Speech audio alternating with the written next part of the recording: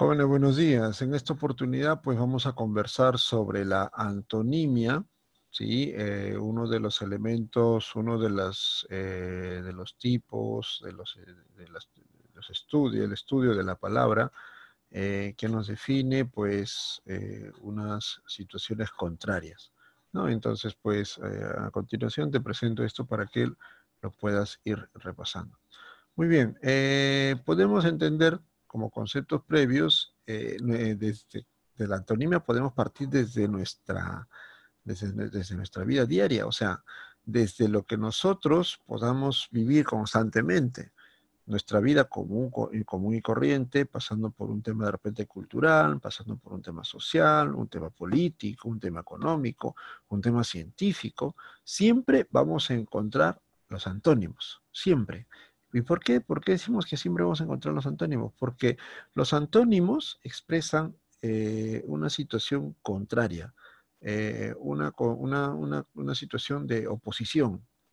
¿Listo? Entonces, pues, esta situación es que nosotros vamos a ir, esta situación contraria, opuesta, es la que nosotros le vamos a llamar antónimos.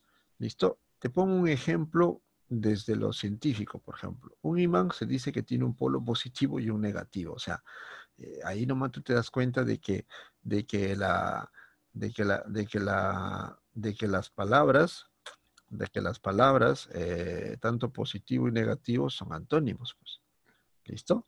Otras palabras que nosotros vamos a tener en cuenta, por ejemplo, es denuedo, medrosidad, son antónimos, lascivo, abstinencia, antónimos, enteco, saludable, antónimos, docto, ignaro, etcétera, son otros ejemplos de antonimia. Ahora, quizás te haya puesto sinónimos muy difíciles, ¿no? Un poquito complicados para de repente para nuestro conocimiento. Lo pongo así como para que tú también tengas la curiosidad y puedas investigar un poquito más, a ver qué significan estas palabras que yo te he propuesto acá. ¿Listo? Entonces, ¿para qué? Para que también podamos ir saliendo de nuestra comodidad, ¿no? De nuestro estado de comodidad. Entonces, pues te invito a que tú puedas ir investigando qué tipos de palabras son, qué significa cada uno de ellos, para que puedas también entender el antónimo de estos, ¿no? Vamos a encontrar dos tipos de antónimos, antónimos absolutos y relativos. Los absolutos son todos aquellos que expresan ideas totalmente opuestas, o sea, que están al extremo de cada uno de ellos y que cada uno de ellos desde sus extremos, o sea, puede ser exagerado ambos o un término intermedio, siempre van a ser súper opuestas. Por ejemplo, tenemos largo, corto, ¿sí? O sea, de hecho, que cuando tú dices largo o corto, ya vas suponiendo cuáles son esas ideas opuestas, ¿no? Agresivo, pasivo, igual también lo mismo. Valiente, cobarde, ¿te das cuenta? Entonces son ideas que están completamente opuestas. ¿Listo? No hay un término medio. Y si hay otras opuestas más que estas, son extremos o son términos medios. ¿Listo? Mientras que a los antónimos relativos se refieren a ideas parcialmente opuestas. Tienen un sentido estrictamente contrario. No necesariamente tienen un significado estrictamente contrario, ¿no? Por ejemplo, brilloso, opaco, ¿sí? Lo brilloso y lo opaco va a ser bastante subjetivo, ¿no? ¿Qué significa esto? Por ejemplo, yo puedo ponerle otro antónimo a opaco que puede ser transparente, por ejemplo, ¿sí? Igualito desabrido, condimentado, pues puede ser de repente, eh, puede ser otro antónimo para condimentado. Soso podría ser, por ejemplo. Blanco oscuro, acá podría ser blanco negro, o claro oscuro, podría ser este antónimo a los antónimos que les puedan corresponder. Entonces, pues, recuerda que cuando son los antónimos relativos va a parecer, va a pesar mucho el lado subjetivo de la persona, ¿no? Por ejemplo, algo desabrido para mí puede ser condimentado para otra persona. O al contrario, algo condimentado para mí puede ser de repente desabrido para otra persona. Entonces, en este caso de los antónimos relativos no necesariamente son antónimos definidos. Pueden ser antónimos, pero manifestados por la persona, por lo subjetivo, ¿no? Y también pueden ser desde puntos de vista diferentes. Como te he puesto acá el ejemplo, brilloso, opaco. Brilloso, pues, o para opaco puede haber un antónimo que, como ya te dije, que puede ser transparente, que es lo más correcto, ¿no? Muy bien. Te voy a presentar algunos criterios para desarrollar la antonimia. La primera, siempre debemos tener en cuenta la igualdad de categoría gramatical. O sea, tú encuentras la pregunta o la palabra pregunta, por ejemplo, un sustantivo, tu palabra que tú tienes que buscar, la palabra que tú tienes que buscar tiene que también ser sustantiva. Entonces te propongo algunas palabras, unos ejemplos. Por ejemplo, si tienes la palabra denostar, en este caso, denostar es un verbo. ¿Listo? Denostar es un verbo. Por lo tanto, si tú tienes la palabra denostar, que es un verbo, entonces tendrías que buscar en tus alternativas también una palabra con verbo. ¿Está bien? En este caso, elogio y encomiar pueden ser antónimos de denostar, pero como se trata de un verbo, entonces la respuesta correcta sería encomiar. ¿Está bien? Igualito, lujuria. ¿Qué tipo de categoría gramatical es? Lujuria puede ser un sustantivo abstracto. ¿Listo? Entonces, pues, casto y castidad pueden ser antónimos de lujuria. Pero en el caso de casto y castidad, en el caso de casto, por ejemplo, es un sustantivo abstracto. Es una persona que practica la castidad. Mientras que castidad es un sustantivo abstracto. ¿Listo? Igualito, opaco, como ya habíamos visto en el ejemplo anterior. Sí, brillo y transparente pueden ser antónimos. Pero ¿qué pasa? Opaco es un sustantivo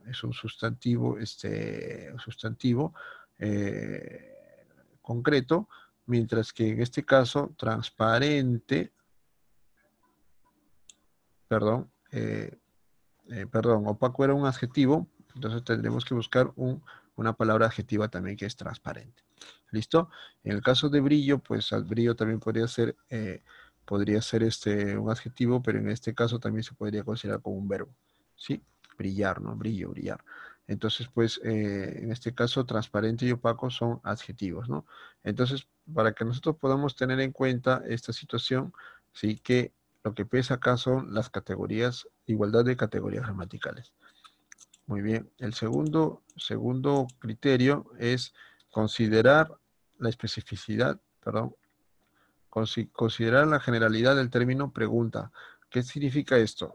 Acá tenemos que tener en cuenta lo relativo a lo absoluto de la antonimia, ¿sí? Y para eso es importante que tengamos en cuenta lo siguiente.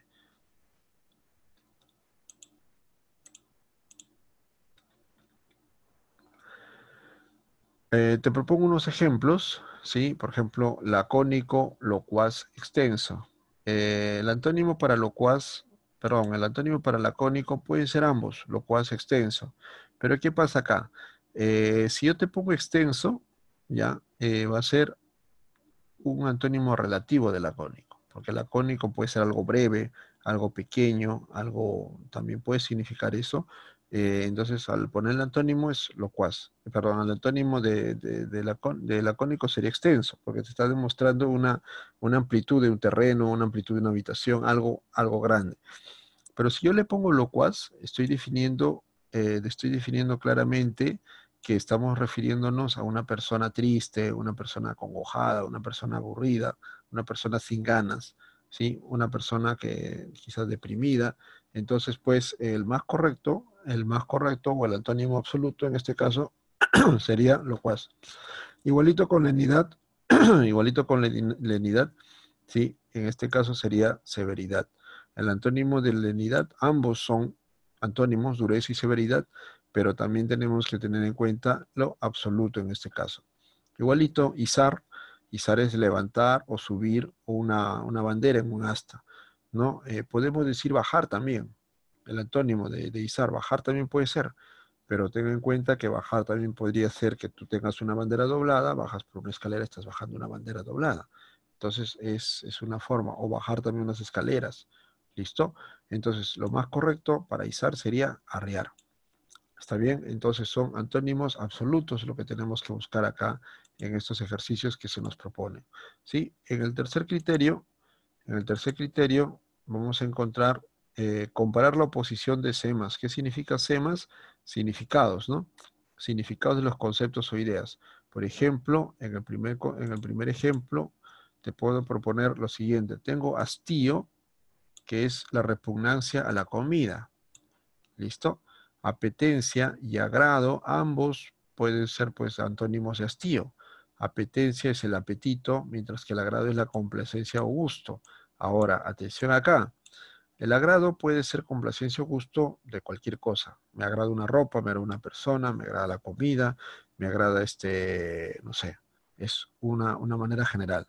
Mientras que apetencia básicamente se está refiriendo a las ganas de comer.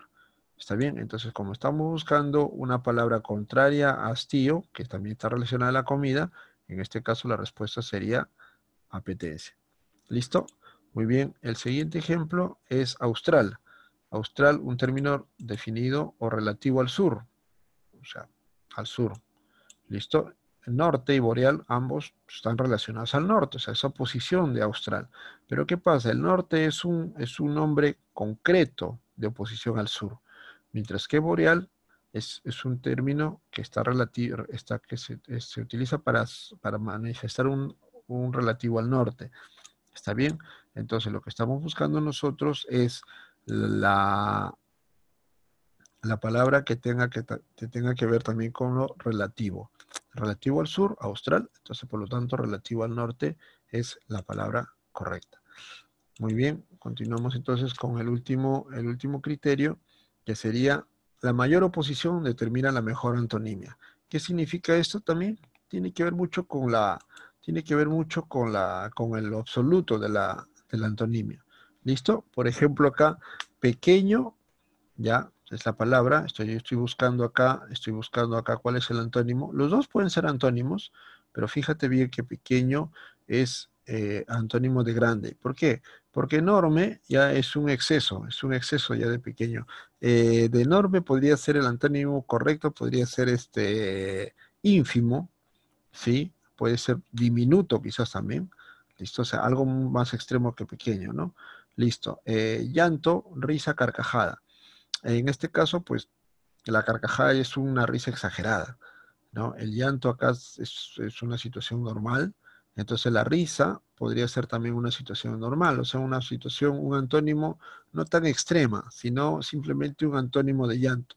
El antónimo extremo de carcajada podría ser sollozo o podría ser lamento, ¿listo? O sea, ya es un llanto con grito, con exageración, ¿listo? Igual también con negligencia, ya en este caso es diligencia. ¿Por qué? Porque la persona que cumple el esmero, que puede ser también antónimo de negligencia, una persona que se dedica con esmero a algo, es una persona completamente dedicada, ¿listo?